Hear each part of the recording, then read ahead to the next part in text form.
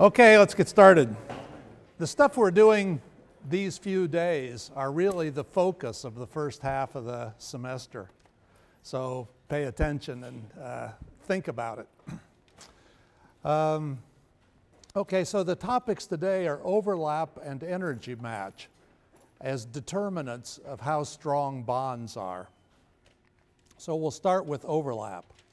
We saw last time that overlap is what creates the difference density, what focuses some small amount of the electron density between the atoms and serves to hold them together. The overlap integral is the total amount of that product of A and B. Remember, you square A plus B and you get A squared plus B squared plus 2AB. That 2AB term is the overlap. It's called overlap because it has values when both functions have appreciable magnitude at the same point in space. They overlap. And summing that overall space, or integrating it, gives what's called the overlap integral. It'll depend on the distance. Obviously, they're very far apart. They don't give simultaneous values to the same point in space because it's far from either one or the other, or from both. So it depends on distance. It also depends on hybridization, and that's what we're going to talk about first. Okay, so first let's just look for scale. Here are the 2s orbitals of carbon atom, and you can work out with your formulas that the diameter of the spherical node is 0.7 angstroms, right? That means we have a distance scale here.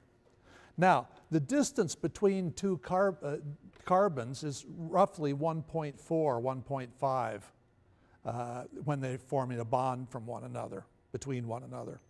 Okay, so that means we can use that 0.7 angstrom scale to see how far we have to slide these together in order to get them to bonded distance. If we superimpose the x's, remember those diameters are each 0.7, so if we slide them together until we superimpose the x's, then they're 1.4 angstroms apart. So that's about the distance that these two orbitals are in the proper scale when they're in a carbon-carbon bond. Now, how big is the overlap integral? The sum of the product of A times B over all space. Now I want you to guess. Guess how big that integral is, and we have a hint. What would the overlap integral be if we moved them until they superimposed on one another exactly? That's the maximum we could get if the distance were 0. So if we pulled them all together, then A and B would be measured from the same center. So it would be the same thing as A squared. Okay? So what would the integral of A squared be over all space? 1. That's normalization. Okay, so the maximum value you can get when they're right on top of one another, negatives multiply negatives to give positive, positive areas multiply positive areas to give positive. Everything is optimum is going to be 1. Now I want somebody to give me an idea, a guess of how big it's going to be here, or at least some considerations that would go into that. The maximum value you can get is 1. How big do you think it would be here? What's something that would hurt it? That is, make it less than 1. Russell? Well, there's very little overlap on opposite sides. Yeah, out beyond the red areas, there's very little overlap altogether. So you lose whatever overlap you'd get from there in doing the normalization. Now, in the middle, right in the middle, you have blue on top of blue. That's good. But notice there's also a node that's going to interfere with some of the wave functions overlapping. And there's going to be a little bit of blue on top of red. Everybody got that? So I just want people to guess. Okay, I know what I'll do. We'll do a poll. This is a democracy after all. We're about to get it to November. So I'm going to start with 0.1 as what you think it would be, right? The maximum, if you put them right on top of one another, is 1. So I'm going to start with 0.1 and move up and see hands. Okay, how many people think it's 0.1? 0.2? 0.3? 0.4? 0.5? 0.6? 7? 8? 9? 1, obviously not 1. Now, I think it is my sense of this is it peaked between 0.3 and 0.4, but there were some votes for 0.2, and I would have voted for 0.2 because it looks like you've lost an awful lot here. But in fact, I personally am surprised that it's pretty big. It's 0.41. It's almost half as big as it would be if they were right on top of one another, despite the fact that you're losing great parts of it, that they don't overlap at all, and there's negative overlap where red's on top of blue. But still, the fact is it's 0.41, so pretty big. Now, that's going to depend on distance, obviously, right? So here's how it depends on distance. There's that point. At 1.4 angstroms, it's 0.41. And I've put on here for reference the distance of a carbon-carbon single bond, the distance of a carbon-carbon double bond, and a carbon-carbon triple bond. And 0, notice, would be way down out in the hallway someplace, right? We're only looking at the region that's carbon-carbon bonds, or maybe just about to the far wall, okay? Here's half an angstrom. We got to go 2 more halves, right? Okay, so here's how do you think, what should the line look like? Should it be a sine wave? Should it be increasing as we go to the left? Should it be decreasing as we go to the left? What do you think?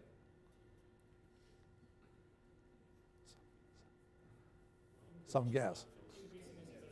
Should probably decrease because we know it's going to approach 1, right? And there it is, yes, it decreases. Pardon me, it increases as you go to the left. And ultimately, it'll go up to 1 when you get out to the hallway. Okay, so that's S with S. Now let's look at some other orbitals that might overlap and see how big their overlap integrals would be. Okay, suppose you have S on one overlapping with P on the other.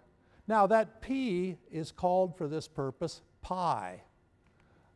Pi is the Greek version of P.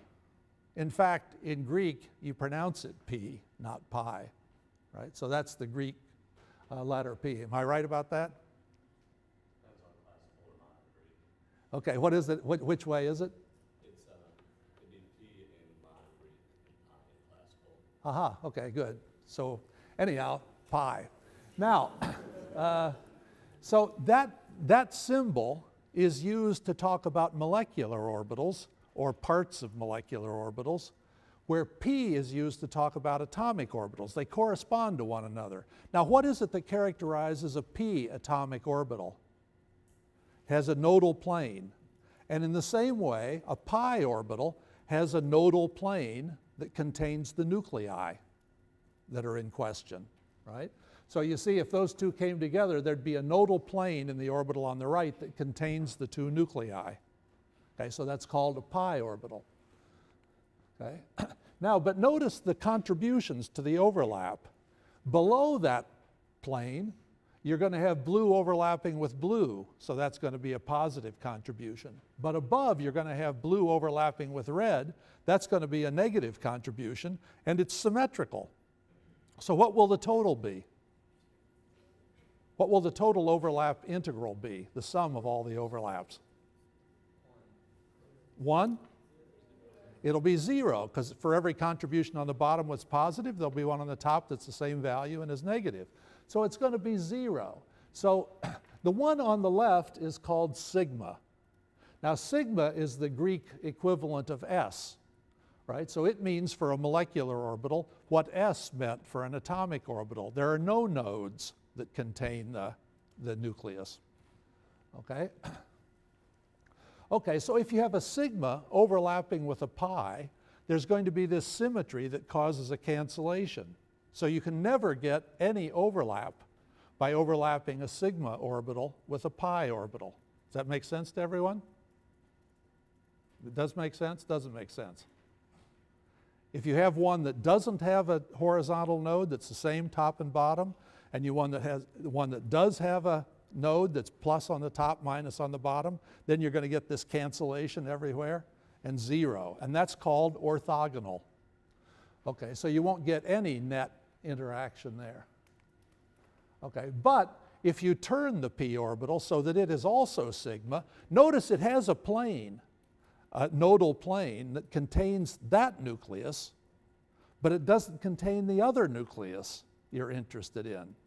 So that to call sigma and pi, we need a plane that contains both nuclei. That'll create this symmetry that cancels things out.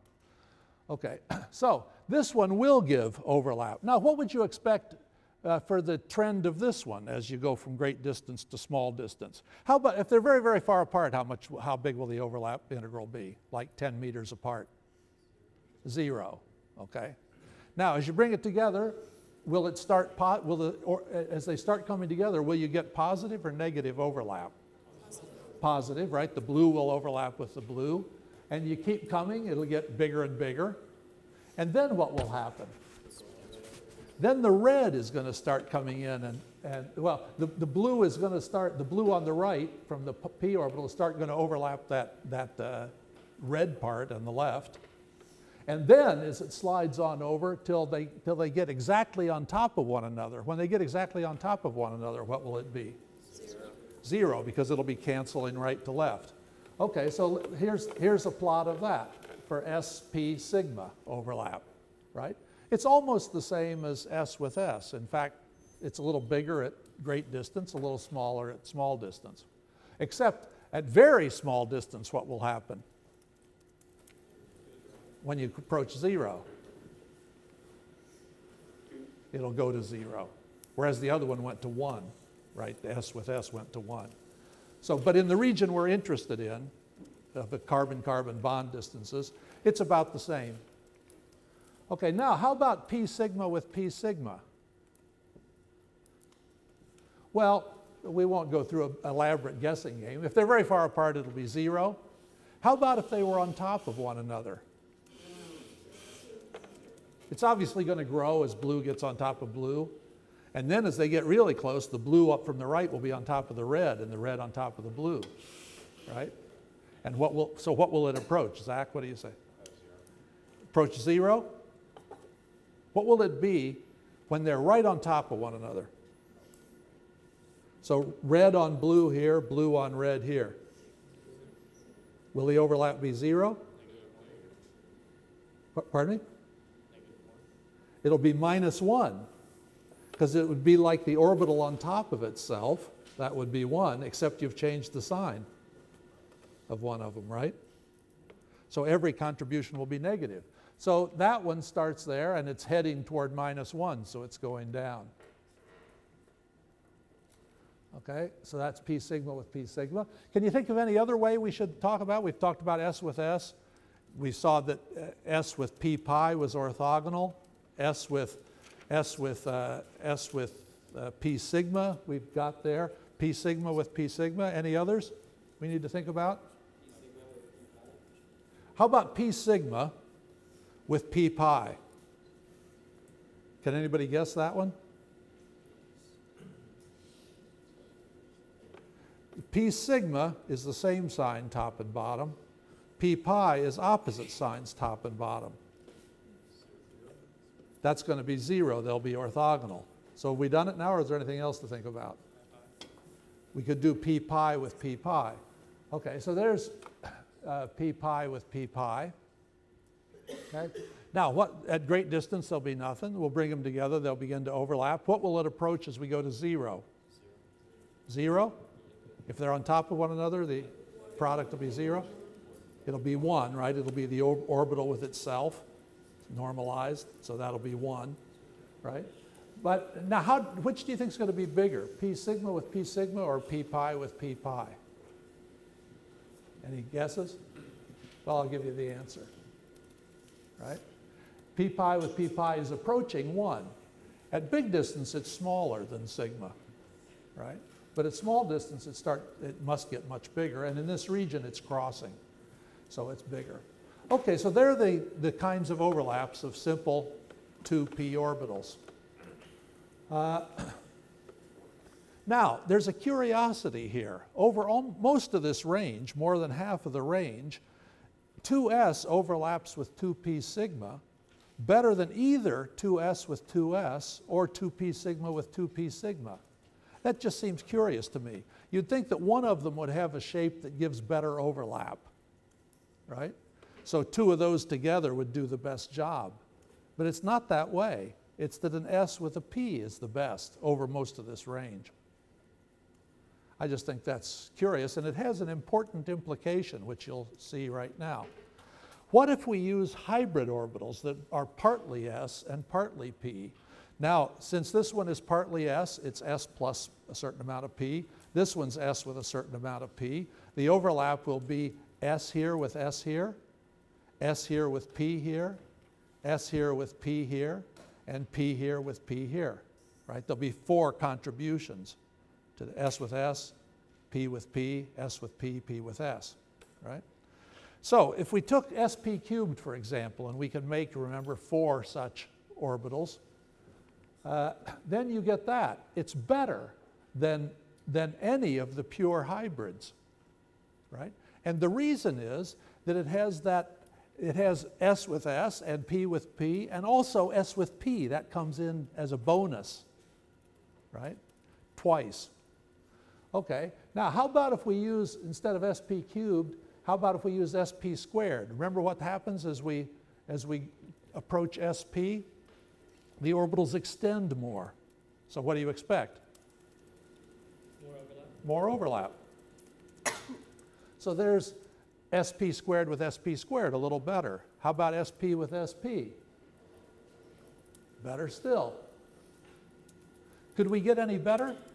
How about s squared p with s squared p, or sp 1/2 with sp 1/2, right?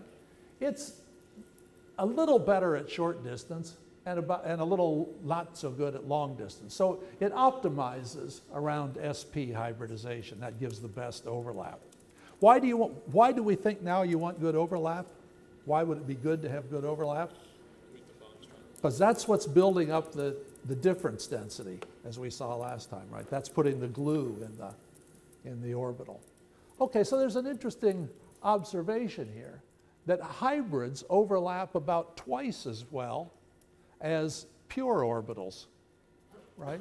All the hybrids are roughly twice as good as the pure ones.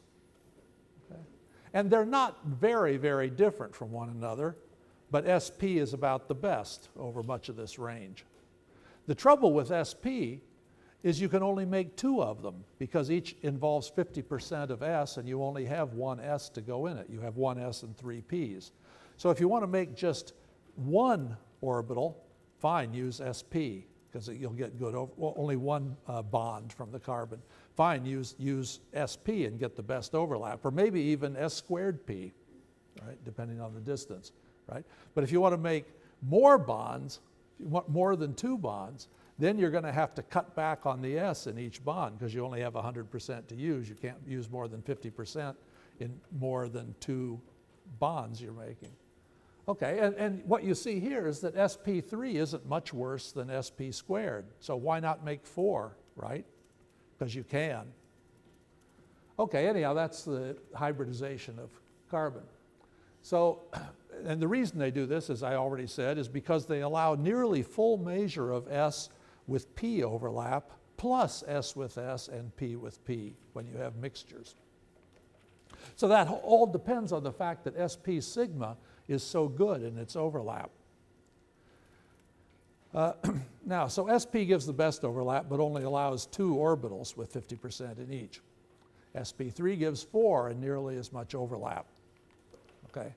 Now, we're going to look at the influence of overlap on molecular orbital energy, but we're going to use Ervin meets Goldilocks just for familiarity, so we're working here in just 1 dimension to get the idea of it, and we'll also then think in more general terms.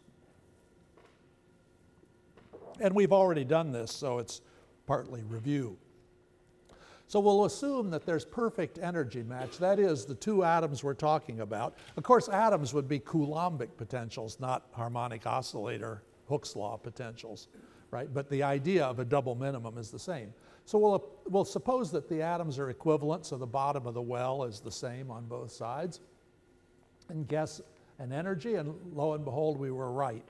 We got the solution, and you've seen that one. Okay? But you can also get that one with 1 node, right? And on the far left, you can see that they have the same curvature over amplitude, so they have essentially the same energy.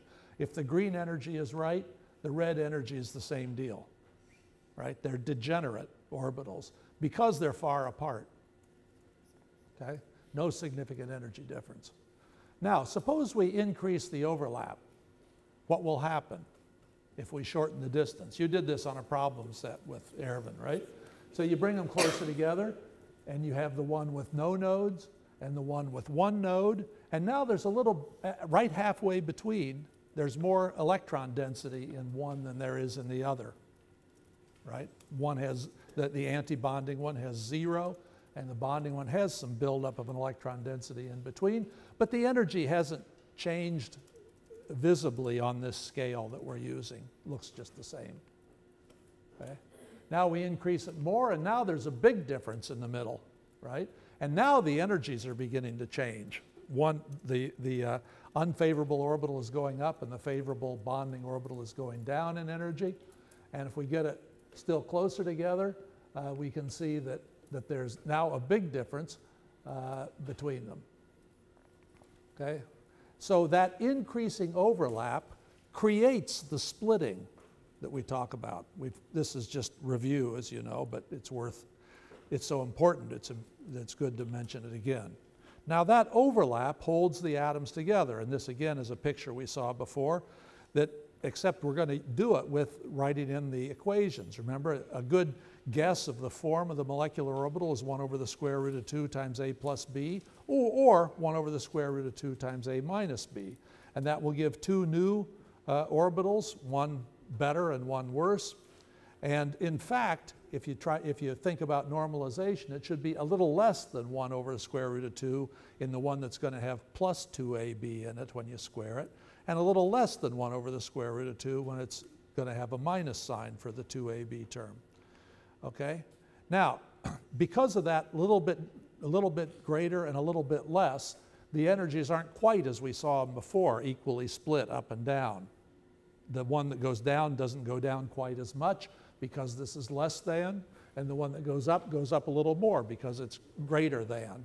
The mathematical requirement for that isn't immediately obvious to you, but it's true.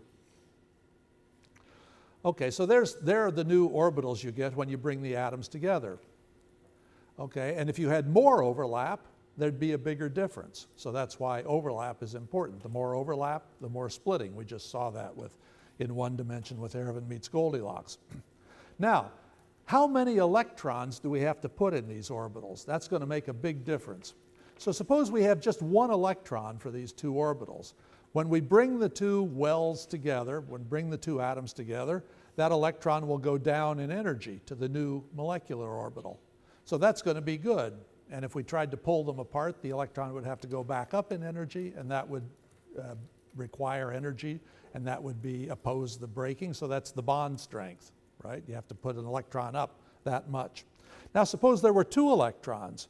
Now a second one goes down the same way. So it's even stronger. It won't, in truth, be quite twice as strong. Do you see why? Yeah.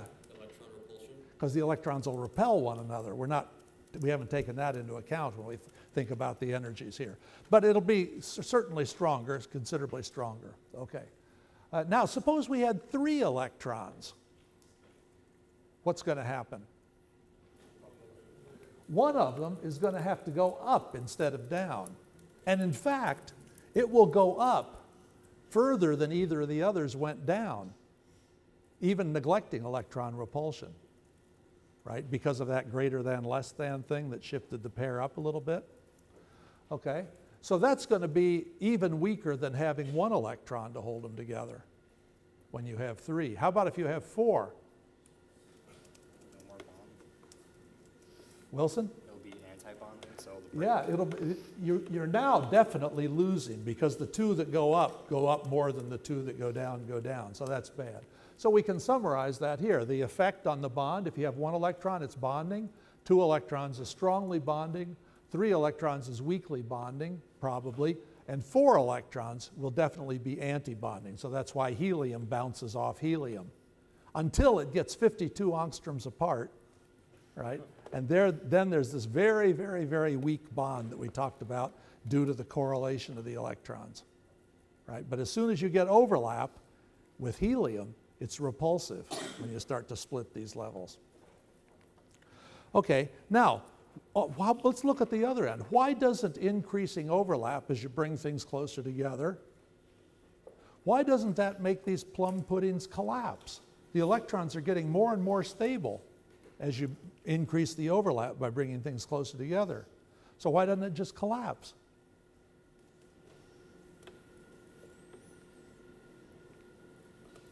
In fact, the electron, if hydrogen molecule collapsed to helium, it would be a funny helium because it would have no neutrons.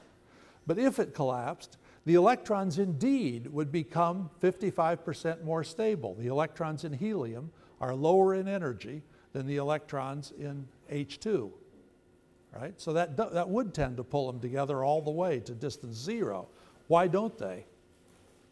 Elizabeth? The protons repel. Because the protons will repel one another. That depends on 1 over r, right? And that increases much more dramatically. In fact, the amount by which the electrons become more stable is 650 kilocalories per mole, or would become more stable, right?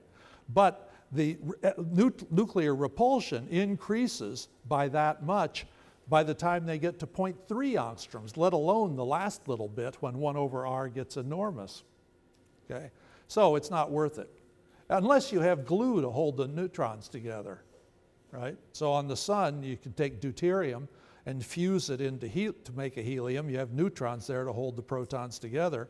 And then you get 200 million kilocalories per mole, which is, of course, nuclear energy, not electronic energy. It is possible, but not under the chemical circumstances that we're talking about. Okay, so here's the Morse potential. Yeah, Lucas? Have we been taking proton-proton repulsion into account before with all of our energies? No, or only sort of subliminally, right? Because if you take, at first glance, there's going to be nuclear-nuclear repulsion, electron-electron repulsion between the atoms, nuclear-electron attraction, nuclear-electron attraction. So to first approximation, those will all cancel out, right? But then you get, on top of that, you have a little change from the fact that the nuclear-nuclear goes as 1 over r and gets quite big when they get really close, and that the electrons are coming down because of overlap. And we've been focusing on this overlap thing that causes the bonding. But obviously things aren't going to collapse because of the nuclear part, but we haven't been talking about it explicitly, you're right. Okay, so anyhow, this is the form of the bonding potential, the Morse potential, which was just cobbled together artificially to make it convenient to calculate things and to have reasonable properties for a bond. But now we understand why it should look like that. This first part, the attractive part, is because the electron pair becomes more stable with increasing overlap as the atoms come together. And then the nuclear repulsion becomes dominant when it becomes too close, right? So all this is Coulomb's law. There's nothing special. There's not correlation energy, which is some completely new physical phenomenon, right? It's all Coulombic. Correlation energy is just, remember, an excuse for the error you're making, or a way to hide it. Okay, so it all comes from Coulomb's law for potential energy, but the funny thing was the kinetic energy of the electrons, according to Schrödinger, right? Because as you make things, as you concentrate things, you change the curvature as well. So you have to take that into account. But this curve provides the potential for studying molecular vibration. That is, once you know the form of this curve, then you can use quantum mechanics for the motion of the atoms, not of the electrons, but of the atoms, and figure out how atoms vibrate, which we've already done when we were doing Erwin meets Goldilocks. Okay, but here, finally, we understand the atom-atom force law, right? That's what we've been doing the whole time for 4 weeks or 5 weeks or whatever it's been, right? Is trying to understand what the force law is. Wouldn't Newton be happier? Remember, he said, there are therefore agents in nature able to make particles of bodies stick together by very strong attractions, and it's the business of experimental philosophy to find them out. And now we've found it out. Now, can we use this understanding then to gain greater purchase on chemistry? So we've looked at overlap, but there's one other thing we have to look at in order to apply it, and that's what we call energy match. I don't think anybody else talks about energy match, but we do. Okay, so here's what we talked about already, right? And we have this splitting, which is about proportional to overlap. It's not numerically strictly proportional to overlap, but it certainly is close to proportional to overlap. Okay, now what would happen if the two atoms you started with were not the same? If one was a better place for electrons to be than the other, like there, for example.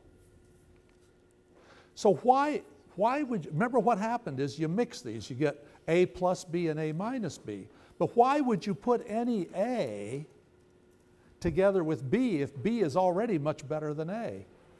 If they're equal, you don't care where it is, then fine, use a 50-50 mixture. But if one's better than the other, why use any of the inferior one? Why not just use the one that's good? So we already actually saw this in the case of the 1s orbital, atomic orbitals, which did remain pure and unmixed when we made the molecular orbitals of that funny molecule last time, the fluoroethanol. Remember, it looked like that. One of them was just an s orbital on F, another one was an s orbital on O, s orbital on one carbon, s orbital on the other carbon. They didn't mix, right? But the next orbital, so the compact 1s core orbitals did remain pure and unmixed, right? But the valence level atomic orbitals were heavily mixed. For example, the next one was biggest on fluorine, but also substantial on oxygen, and carbon even got into the act a little bit, right?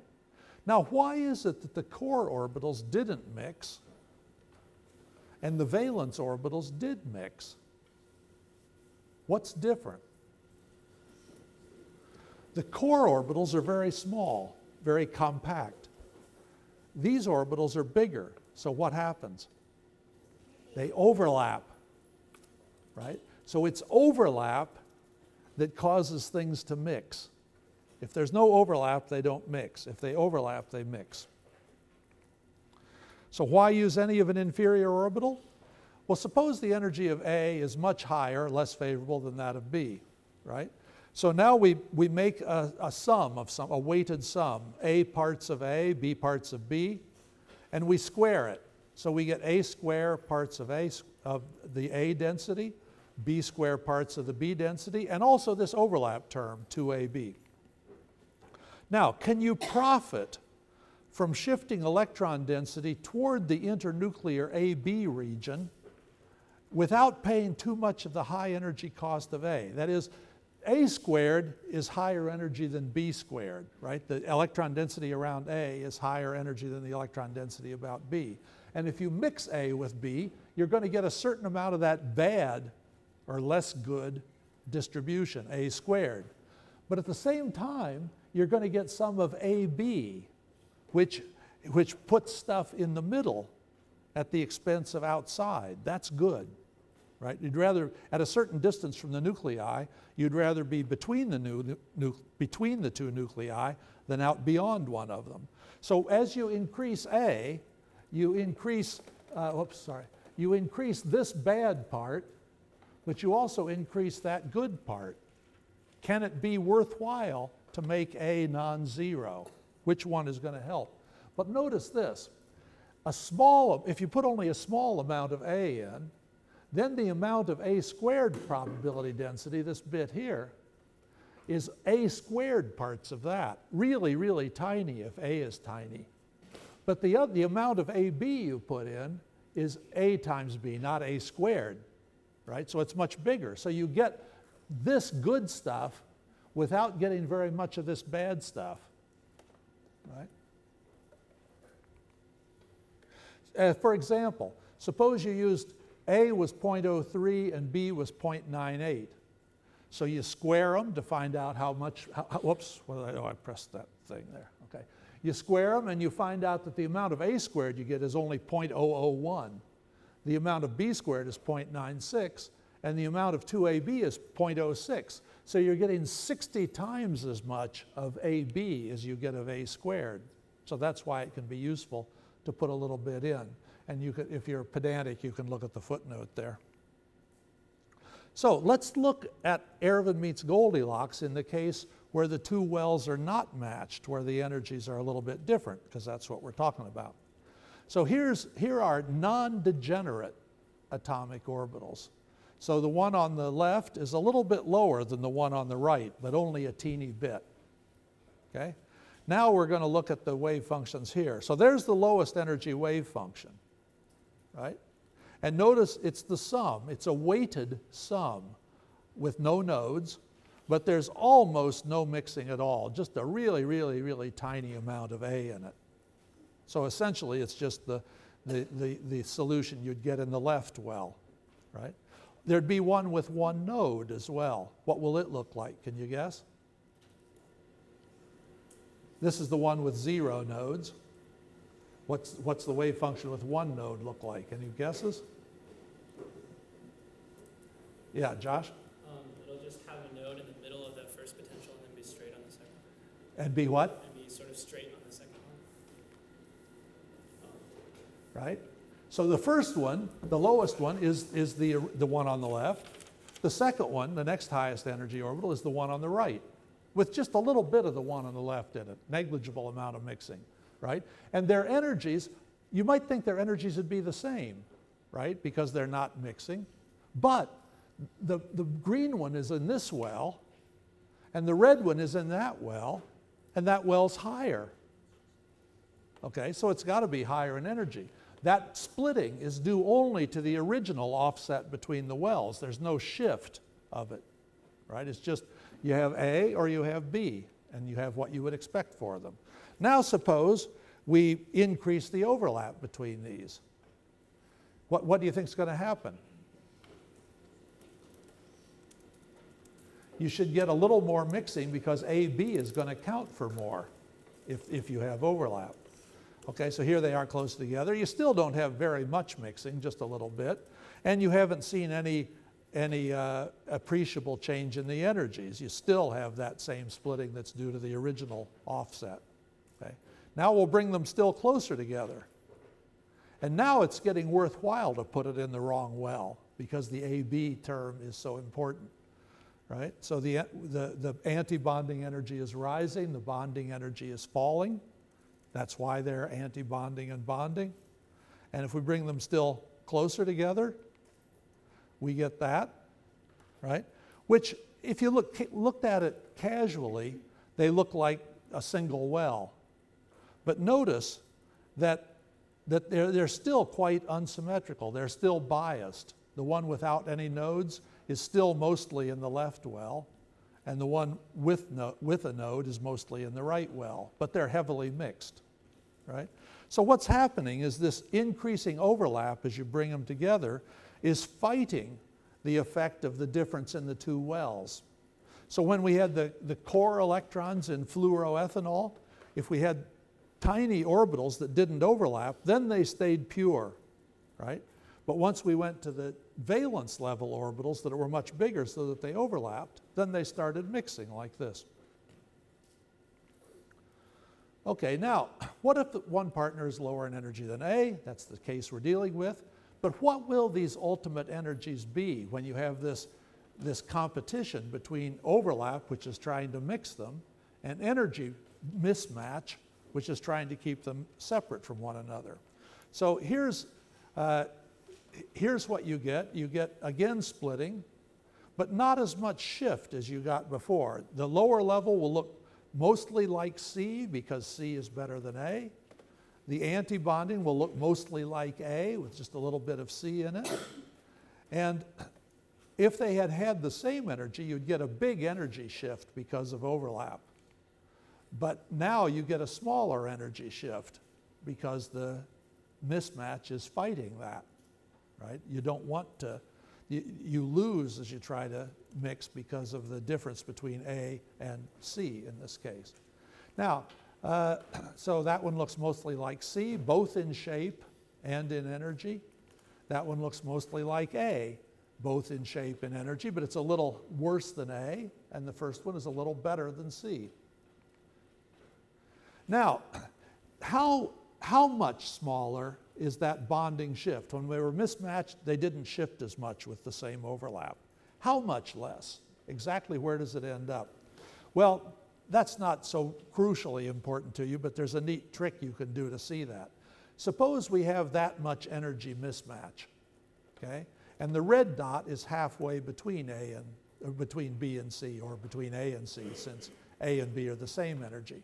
Now, so when they were perfectly matched, A and B, perfectly matched in energy, that's how much splitting you got from that amount of overlap. So these are the two factors that go into it: how much splitting you get when they have the same energy, and how different the original energies are. How can you put those together to find out how much shift you actually get? Well, what we do is slide that over and then bend down the blue one so it's perpendicular to that. Okay? And make a rectangle around it and draw the diagonal. And that diagonal will be the new energy difference between the new levels. Okay? You say, why do I make this construction? It's because there's a quadratic formula that comes in. So the diagonal is the square root of the squares of the two sides, sum of the squares of the two sides. Okay, so we can rotate that, put a tack in there and rotate it, and that's going to be the new energy difference. Okay? And it's bigger than the original energy difference because the diagonal has to be bigger than one of the sides. But because of the normalization, because one of them is a little less than, one of them is a little smaller and one's a little greater, that was the less than, greater than, square root of 2, 1 over the square root of 2 thing, it's going to shift up a little bit. Both levels will shift up a little bit like that, right? I'll do it again so you see it. Both will shift up. So they're the new levels. That's how you do it. Okay? Now, so for a given overlap, the bonding shift, how much the electrons changed when the atoms came together, is reduced if the energies aren't well matched, if you have the same overlap. You don't get as strong a bond from that point of view. The energies didn't shift down as much or up as much. But still, A plus C will be lower in energy than the original one was, A plus B. Okay? And we had that construction, which shows us an interesting thing, which is the splitting is not very sensitive to the one of these contributions that's smaller. There are two contributions. The overlap part, that's the black arrow, or pardon me, that's the blue arrow, and the energy difference, between the energy mismatch, which is the black arrow. But if one of those is very small, like here, the mismatch, which is black, is very big, and the overlap, the blue one, is very small. But you can see that the length of the diagonal is not going to be very sensitive to what the overlap is. You could increase that blue overlap, the width of the rectangle, which wouldn't change the diagonal very much. So it's sensitive to the one that's bigger. Okay, don't worry too much about that part. I just think it's fun. Okay, so we can generalize from this. Mixing two overlapping orbitals gives one composite orbital that's lower in energy than either of the parents, and one that's higher in energy than either of the parents. Okay? The lower energy combination looks, that is, its shape, is most like the lower energy parent, and it's the same is true for energy, right? And the higher one looks like the higher parent. For a given overlap, increasing energy mismatch decreases the amount of mixing and decreases the magnitude of the energy shifts. Now, what does this have to do with bonding? Okay, the A minus C electrons are clearly lower in energy, but that's not really what we're interested in. We're interested in the change of energy that comes when you break the bond or make the bond. So which bond is stronger, AB or AC? How many think AB is stronger, given this scheme? How many think AC is stronger? It's clearly got lower energy electrons, AC. But this is a classic example of compared to what, okay? How are we going to break the bond? Suppose what we're going to do is break it to put two electrons in C, because that's the lower energy atom, or in the other case, to put 2 electrons in B. Okay, so both electrons go the same way. Can you see anything bad about that? Why might it be better to put 1 electron each way? Kevin? Well, in terms of spin, they have to be. Not spin. You can put 2 electrons in an orbital with opposite spins, so spin's not a problem if you only have 2. If you had 3, it would be a problem. But with 2, spin is not a problem. But there's an obvious problem with having both the electrons go to 1. Dana? They'll repel each other. If you can put them on opposite ones, so much better, right? But it would be possible to do this, and it might be plausible in the case of AC, where C is lower in energy than A, although the repulsion might make it better to go 1 on C and 1 on A. Okay, but anyhow, suppose you break it this way. Which one would be easier to break? Which requires less energy? Red or blue? Red requires less energy. Okay, so AB is stronger if you're forming A plus B minus, if both the electrons are going the same way, right? So mismatch aids heterolysis. Heterolysis, uneven breaking, is to put them both on the same side rather than 1 on each side. That's called homolysis, as you'll see in a second. So if you put them both on one side, then it's easier to break if they're mismatched. The bond is stronger if they're well matched, okay? That's because that. But now, suppose you do homolysis and put 1 on each. Now which one's easier? Now the blue is less energy than the red. Okay? So now the AC is going to be stronger. So mismatch hinders homolysis, right? So you can't really say which bond is stronger unless you say compared to what? How are you breaking it apart? Okay? Is all this true? So I've been weaving this fairy tale for you for the last couple weeks. But is it true? Well, we can check it with experiment. For example, compare HH with HF. HH has perfect matching between the 2 atoms.